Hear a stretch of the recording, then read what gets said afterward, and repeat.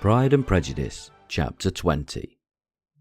Mr. Collins was not left long to the silent contemplation of his successful love, for Mrs. Bennet, having dawdled about in the vestibule to watch for the end of the conference, no sooner saw Elizabeth open the door, and with quick step pass her towards the staircase, than she entered the breakfast room, and congratulated both him and herself in warm terms on the happy prospect of their nearer connection. Mr. Collins received and returned these felicitations with equal pleasure, and then proceeded to relate the particulars of their interview, with the result of which he trusted he had every reason to be satisfied, since the refusal which his cousin had steadfastly given him would naturally flow from her bashful modesty and the genuine delicacy of her character. This information, however, startled Mrs. Bennet. She would have been glad to be equally satisfied that her daughter had meant to encourage him by protesting against his proposals, but she dared not to believe it, and could not help saying so. "But depend upon it, Mr. Collins," she added, "that Lizzie shall be brought to reason. I will speak to her about it myself directly. She is a very headstrong, foolish girl, and does not know her own interest, but I will make her know it." "Pardon me for interrupting you, madam," cried Mr. Collins, "but if she is really headstrong and foolish, I know not whether she would altogether be a very desirable wife to a man in my situation, who naturally looks for happiness in the marriage state. If therefore she actually persists in rejecting my suit, perhaps it were better not to force her into accepting me, because, if liable to such defects of temper, she could not contribute much to my felicity." "Sir, you quite misunderstand me," said Mrs. Bennet, alarmed. "Lizzie is only headstrong in such matters as these. In everything else, she is as good-natured girl as ever lived. I will go directly to Mr. Bennet, and we shall very soon settle it with her, I am sure." She would not give him time to reply, but hurrying instantly to her husband, called out as she entered the library, "Oh, Mr. Bennet, you are wanted immediately. We are all in an uproar. You must come and make Lizzie marry Mr. Collins, for she vows she will not have him, and if you do not make haste, he will change his mind and not have her." Mr. Bennet raised his eyes from his book as she entered, and fixed them on her face with a calm and concern which was not in the least altered by her communication. "I have not the pleasure of understanding you," said he, when she had finished her speech. "Of what are you talking?" "Of Mr. Collins and Lizzie. Lizzie declares she will not have Mr. Collins, and Mr. Collins begins to say that he will not have Lizzie." "And what am I to do on this occasion? It seems a hopeless business." "Speak to Lizzie about it yourself. Tell her that you insist upon her marrying him. Let her be called down. She shall hear my opinion." Mrs. Bennet rang the bell, and Miss Elizabeth was summoned to the library. "Come here, child," cried her father as she appeared. "I have sent for you on an affair of importance. I understand that Mr. Collins has made you an offer of marriage. Is it true?" Elizabeth replied that it was. "Very well. And this offer of marriage you have refused?" "I have, sir." "Very well. We now come to the point. Your mother insists upon your accepting it. Is not it so, Mrs. Bennet?" "Yes, or I will never see her again."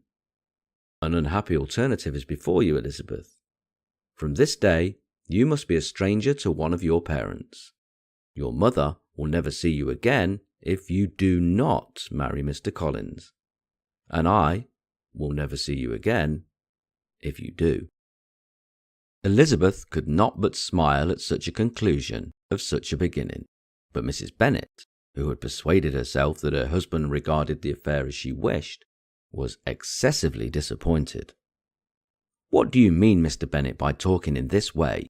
You promised me to insist upon her marrying him." "My dear," replied her husband, "I have two small favours to request. First, that you will allow me the free use of my understanding on the present occasion, and secondly, of my room. I shall be glad to have the library to myself as soon as may be."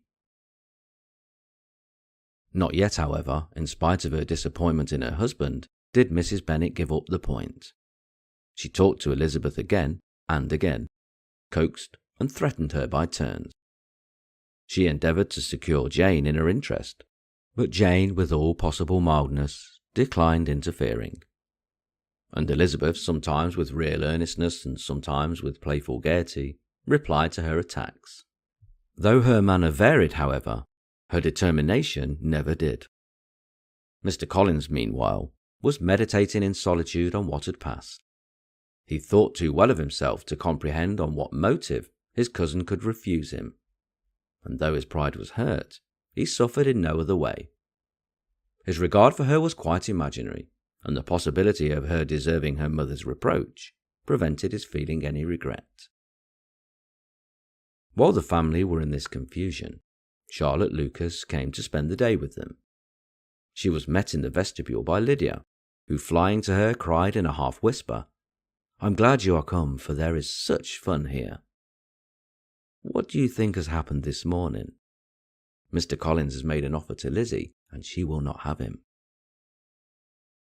Charlotte had hardly time to answer before they were joined by Kitty, who came to tell the same news, and no sooner had they entered the breakfast room, where Mrs. Bennet was alone, than she likewise began on the subject, calling on Miss Lucas for her compassion, and entreating her to persuade her friend Lizzie to comply with the wishes of all her family.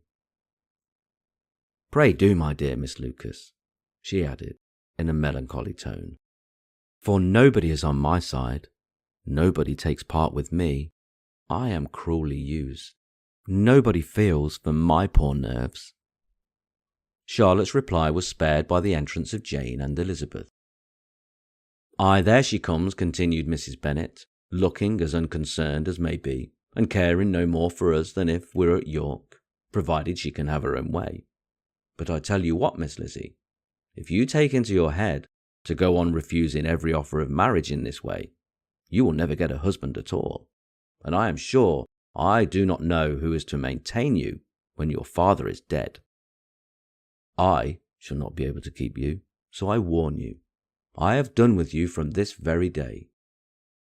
I told you in the library, you know, that I should never speak to you again, and you will find me as good as my word. I have no pleasure in talking to undutiful children. Not that I have much pleasure indeed in talking to anybody. People who suffer as I do from nervous complaints can have no great inclination for talking. Nobody can tell what I suffer, but it is always so.